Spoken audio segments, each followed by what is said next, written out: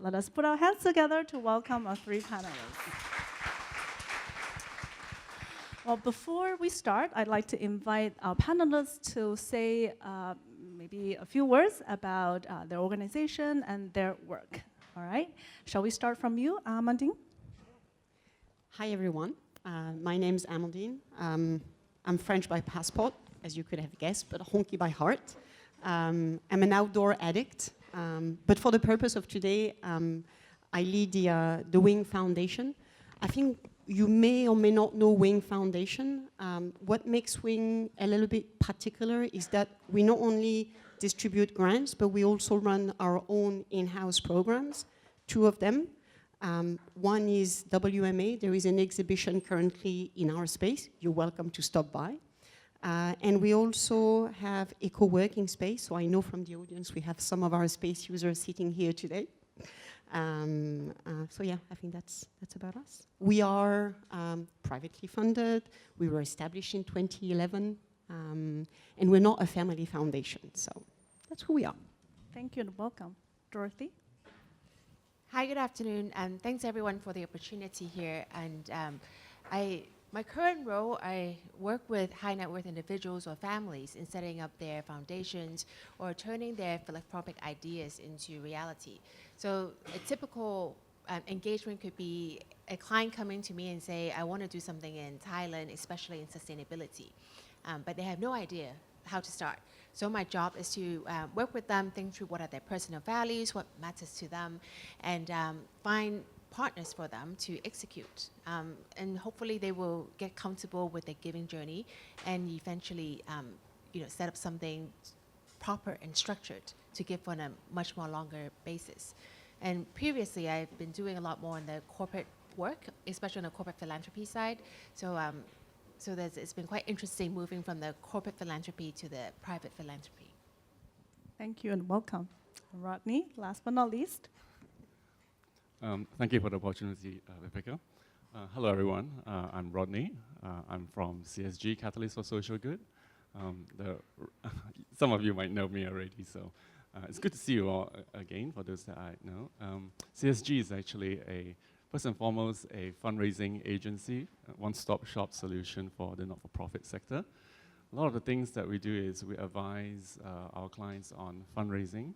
So I know there were discussions touching on unrestricted fundraising, so we do quite a bit of that. Digital transformation, case management, and impact measurement increasingly these days as well. So previously, I also had held roles within the charities itself.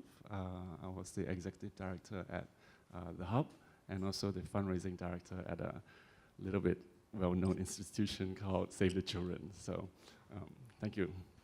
Well, thank you. Welcome again. For our panel discussion, we're focusing on discussing financial resilience from the funding perspective, and we have funders from endowment foundation, corporate funders, and fundraising professionals / fundraising consultant. So this is going to be a very rich conversation. The first question I'd like to ask you all is, when you look at the grants proposal or when you advise your clients, right, what do you actually look for in terms of numbers or finance? Are there any healthy financial indicators that you look specifically at? Who'd like to go first? Since I've been voluntold, so I'll go first. I like to think of it a little bit as a staggered approach, like now, next, and future. So let me elaborate what I have in mind.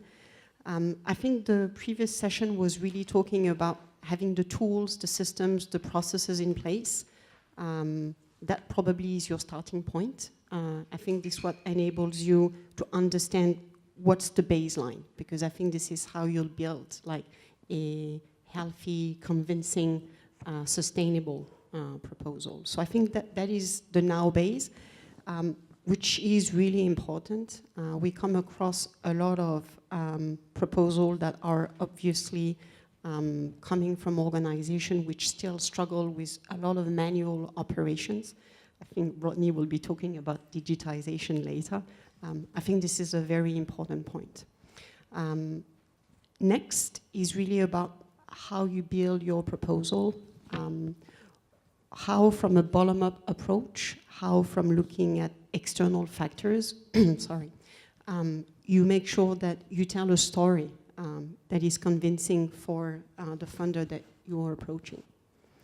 And when it comes to future, I think this is an important indicator as well when reviewing grant applications, which is what is your strategy for diversification? What is your strategy to make sure that the funder that you're approaching now, even though it's a seeding funding request, it might be 100% of your revenue for the time being, but what's the plan to reduce that dependency over time?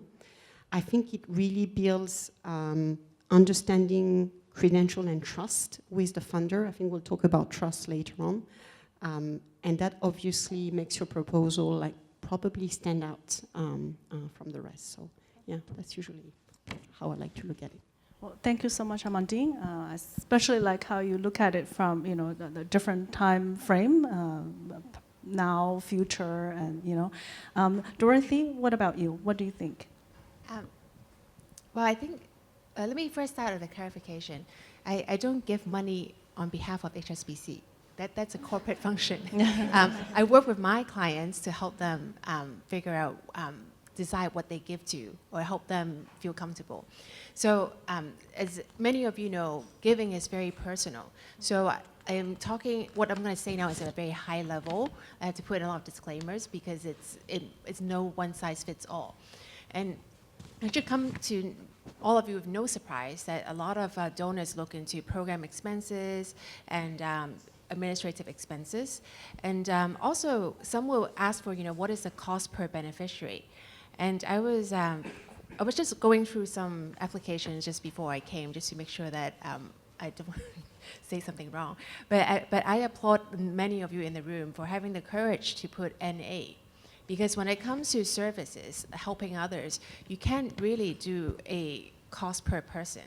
And there's still room for us to educate donors or even my clients on how that's not necessarily, it's a quick and easy to go to indicator, but that should not be the way we judge whether an organization is effective.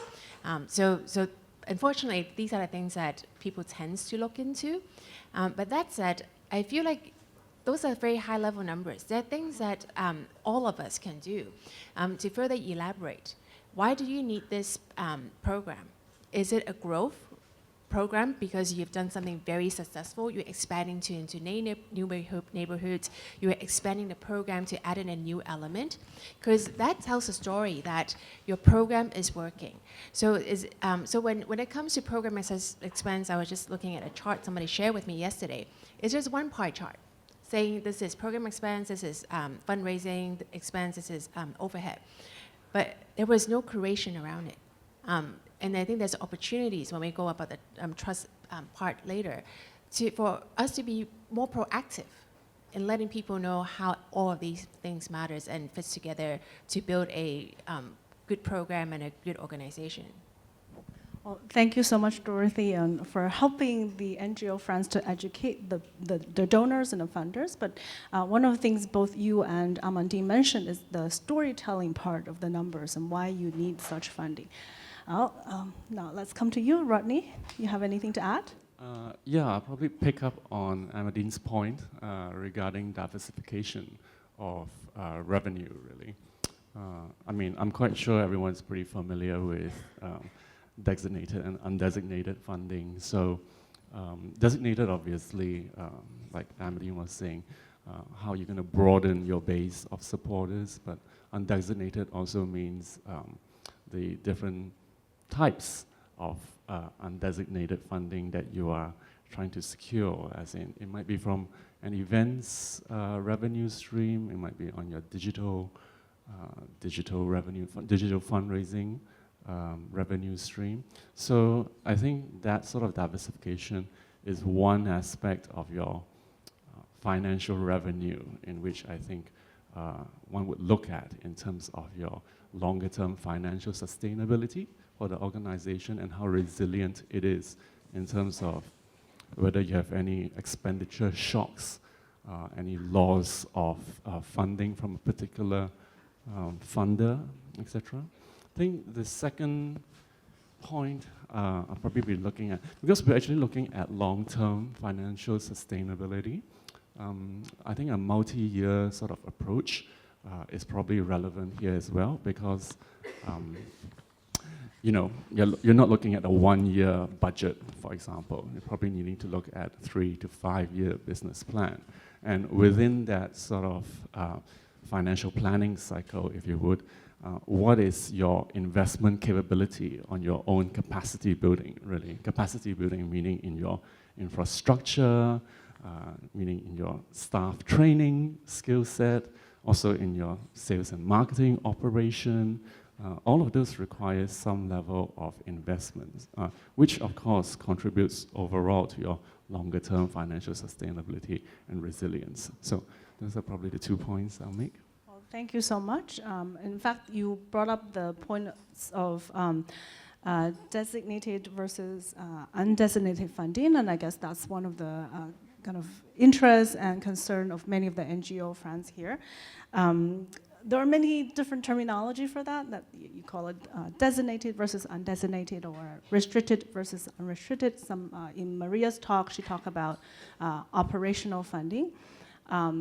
It's for NGO leaders, that's a portion of the funding or resource of the funding that we're all looking at. But as people say, it takes two to tango. The trust, or lack of trust is actually something that really hinders having more of such funding for the NGO sector. Building trust is also something very relational. It's not easily to quantify, but I wonder if through financial resilience or building that financial health, is there anything that NGO friends and community can do to build the trust with our funders? What do you think? Rodney, can we start from you this time? Sure. Is that I'm afraid to say that there is some element of cost per beneficiary sometimes, I think, from yeah. I think increasingly I hear that maybe there is a need to show your social impact, your impact measurement in terms of your program output, not just output, outcomes of your program as well as output as well. So increasingly I think there needs to be an evidence in which you need to demonstrate to the funders, evidence as in not just qualitatively, but also quantitatively, as in statistically evidence a change over time, right? Which is what we're trying to measure over time. I think that sort of evidence gives you the ability to storytell better the impact that you're having on your community, to evidence that, and to, of course, in the long term, demonstrate the change and giving the trust to the funders that, that's what you're trying to build, basically. Oh, well, thank you. I guess nobody would question the importance of impact measurement. That's a big question for all of us. Dorothy, you have anything to add? Sure. Well, I'll start with reiterating that the financial statement is really just one piece of the puzzle to support you in gaining the trust and support from your donors.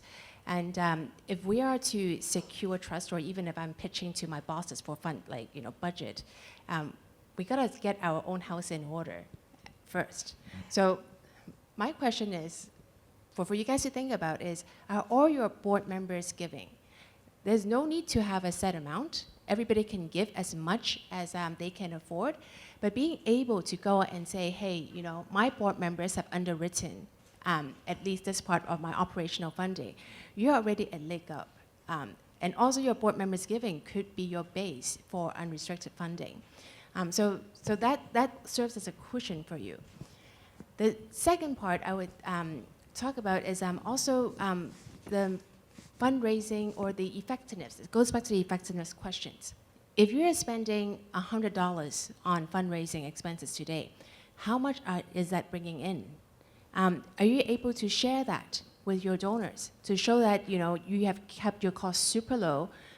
You have 6% of your annual budget dedicated to this because it raises 80% of your annual operating budget. Then because I guess a number of our donors are businessmen or businesswomen, and they think in those terms. So show them the ROI, the return on investments, to help explain why you have overhead, why you have these needs. And also, I think I touched upon it earlier about the program expense. Has it been growing? Why is the program expense growing? Did you look into the data analytics? Is it because more people you're expanding, or is it because of inflation? Like all of these, being able to explain why your cost has gone up, it's important, because I think it goes back to the transparency topic that we discussed earlier. And lastly, look into your own, do some analysis on your own donor base. Has it been growing? Are you attracting new donors? Are your current donors still giving to you? Is a donor retention? Because I think that donor retention is a great indicator of people believing in you. And if you're able to go to a new funder and say, hey, 80% of our past donors are continuing to support us, that's also very powerful. So I think there's all these little indicators that complement what Rodney just mentioned about the impact side and also what Amandine mentioned earlier about the overall sustainability. So just some food for thought. Well, thank you, Dorothy. I guess I see a theme just now coming up in the sharing in both questions is about the communication, which Maria also talked about and emphasized on, and how do you articulate the numbers, what it means to your programs and services and long-term growth. Right? Amandine, now to you. I'm actually glad you summarized it with communication. So maybe this is because I have a marketing background. I didn't share with you, I don't come from the nonprofit sector. I just moved to nonprofit like a year and a half ago. So people have 20 years, I have 20 months of experience in that sector. So I come from the business world. And having a marketing background, I try and approach this as segmenting your target audience. I don't think you would approach any program without being clear whom you're talking to. Same applies to funders. Like, it's not one size fits all. Funders can be very different in not only their interests, what they're funding, but how they go about funding and how long they fund projects, etc. Think of it almost as a food chain, right? You're dealing with the management team of a funder. The management team of the funder deals with the board of the funder. So management team needs to represent your project to the board, who eventually will make the decision. So that's why the storytelling part earlier, having the tools, is just so important, because it will enable the management team to be your advocate internally when it comes to fundraising. So yeah, think about the segmentation and think about the benchmark. I think you talked rightfully about like your ability to retain givers, sorry. This is important that you are, as much as possible, fact and data-based, which means when you build your expenses, yes, there is cost for people, there is cost for tools, there is cost for you to be able to measure what you're doing and report on it. And I think the last part for me is, we talk a lot about quantitative KPIs. They are absolutely necessary. But I think one thing that I catch myself not being probably deliberate enough about is the quality side. What have we learned? Like, what have you learned out of your program? What have you learned of working with a donor? Because I think it's a two-way street. The funder evaluate your proposal. You need to challenge the funder as well. I think you need to help uplift the sector, and because you are frontline, you play a key role in helping educating the funders. So I think like we need to grow together, and that qualitative part of what have we learned together, what you have learned through your program, is so important. So do challenge. Well, thank you for encouraging us to challenge the donors and the funders. I see that Dorothy, you want to add something? Yeah, I think it's just a general reminder. Whenever a donor receives a project proposal, it's only a snapshot of what you are doing. There's so much context that is not fully captured. And I know that there's, like everybody has forms, but just because they have form doesn't mean that you cannot use your way of adding the information that you need to add. So like something even as basic, like I've received projects which are being scaled up, but when I received the proposal, I thought this is a continuation of a project. And it was not until much later in the process when the NGO articulated in one of the meetings where I was asking, like, you know, how can I present this? Then they said, oh, actually, we have done this in 3 other schools, and it works very well. And I was just like, okay, you kind of put it in from day one, and then the path to success would have been easier, because we got a number of questions from that donor in the first place. So I think, I know there are word count limits, there's a lot of things, but use that wisely and make sure that people understand that it's to try whatever you can to squeeze in the context about why you need funding at this point. Well, thank you. So all of you shared your thoughts on, you know, the funding part, and you gave very good thoughts behind that. And Amandine wanted to comment on what you shared about segment the funders, know your funders, know your donors. You speak in a true marketer language, the 3 C's: competitor, customer, and your company. Know who you are, your strategy, where you'd like to go, where's your growth area, and know your funders, who you're speaking with, and know your services and your programs. So thank you for that.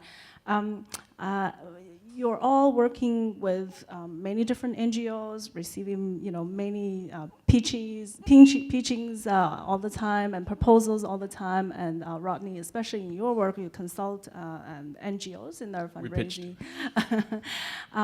Do you see any best practices, any good successful examples of how NGO friends challenge you, educate you, or how they were successful in articulating their purposes, their funding needs? Can you share with us some of those examples that you saw?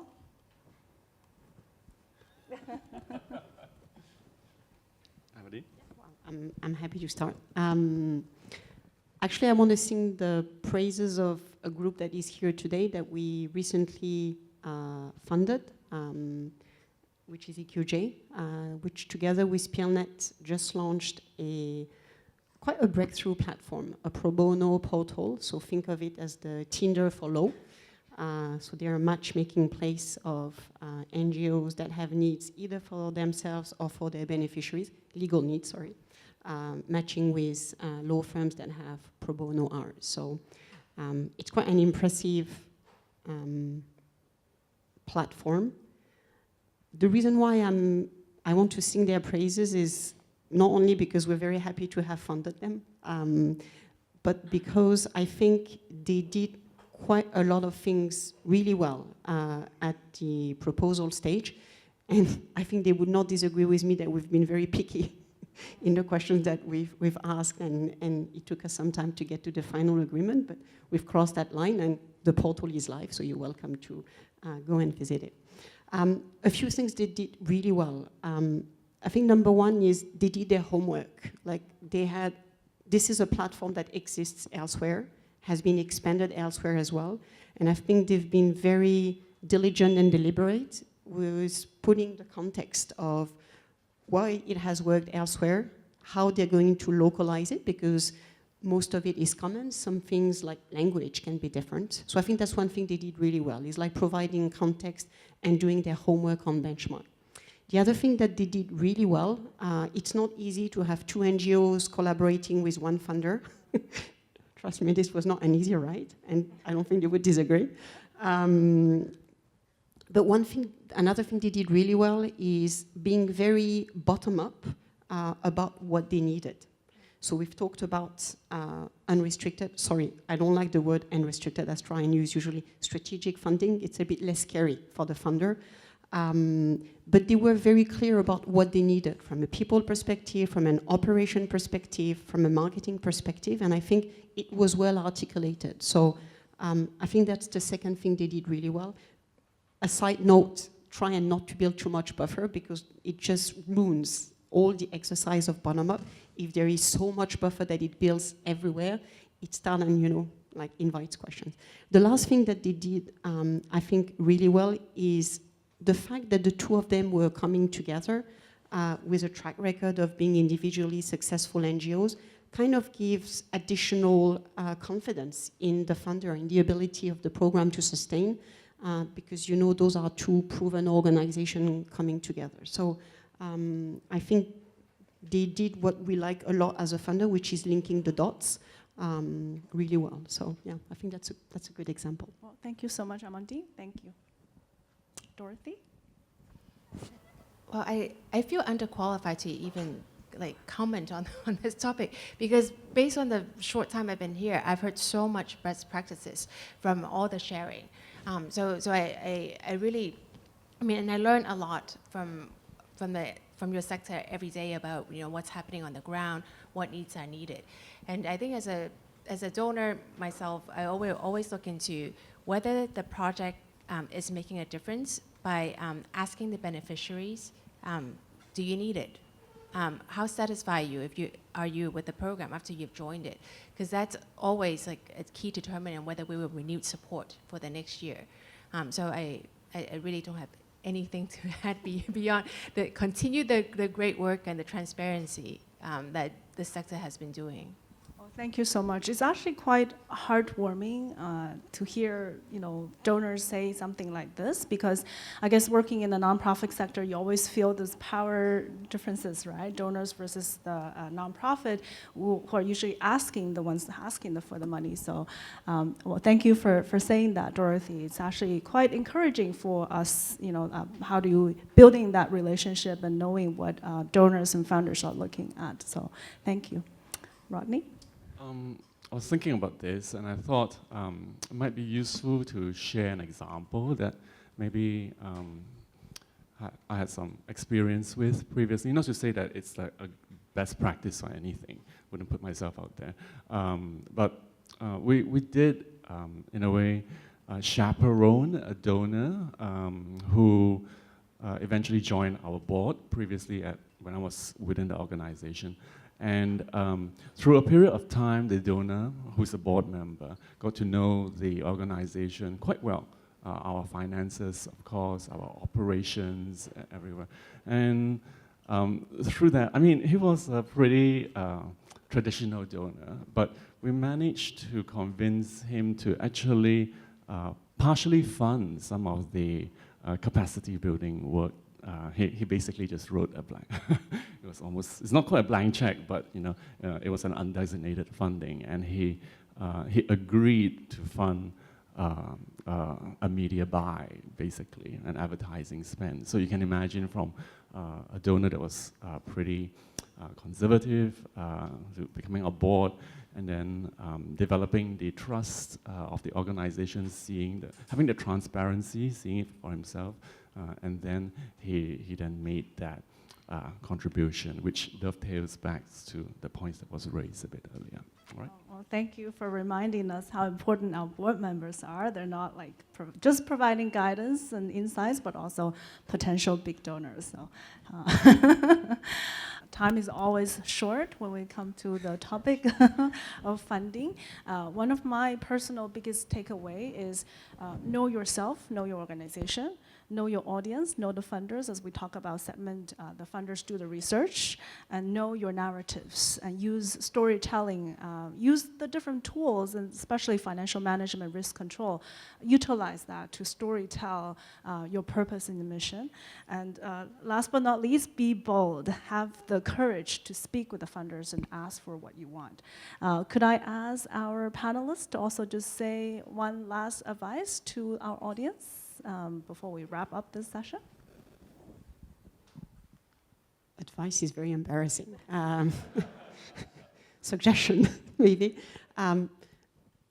You talked about being bold. I would actually say be bold for sure, But first and foremost, be purposeful. Like, make sure that whatever you do is on purpose with your organization. Don't get distracted by the questions you're being asked, the context, whatever. Like, stay on purpose. That's very important. And be intentional. Start with your intention. Like, what are you trying to achieve? And how is the funder that you're talking to supporting your purpose and your intention? I think, hopefully, this will get you one step further. I just blanked on it. Well, I think it's hard to be bold and be purposeful. And the third piece is also be patient. It takes a long time to court a private donor. So, and I think peer networks like what you are doing today helps a lot. Like, I hear so many best practices. I hear all of you learning from each other. And I think having that support group will help you get to the destination. I think my comment would be quite similar to what Amandine was saying, but in a sense that probably have that strategic plan, the long-term strategic plan, that aligns with the purpose.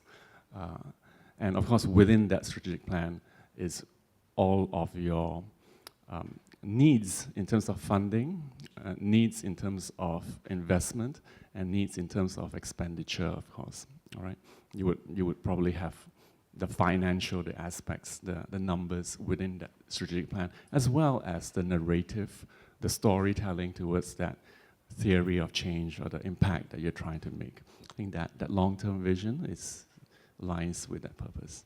Okay. Well, thank you once again, Amandine, Dorothy, and Rodney. Thank you so much for the kind sharing. Let us give them another round of applause.